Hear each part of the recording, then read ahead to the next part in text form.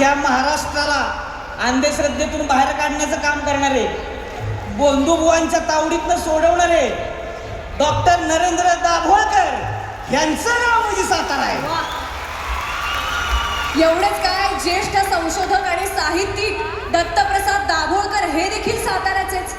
अरे सावत्या, भारतरत्न डॉक्टर बाबासाहेब आंबेडकरांचं प्राथमिक शिक्षण ज्या शाळेत झालं ती प्रतापसिंह हायस्कूल शाळा साताऱ्यातलीच. साताऱ्याच्या भूमीने किती मोठमोठी माणसं महाराष्ट्राला दिलेली आहेत, किती रंगकर्मी घडवलेत. वसंत कानेटकर, बासी मर्ढेकर, बेबीताई कांबळे, अशोक नायगावकर, सयाजी शिंदे. अहो, साताऱ्याची मातीच तशी आहे, घडाल्याशिवाय राहत नाही. वाह, आमच्या हास्य जत्रेचे मोठे सर, आमचा पृथ्वी प्रताप, आमचा दत्तू मोरे आणि आमचा अरे मी स्वतः सातारा नाही गे. म्हणूनच तुम्हा सातारकरांना हास्य वंदना देण्यासाठीच आम्ही आलेलो आहोत.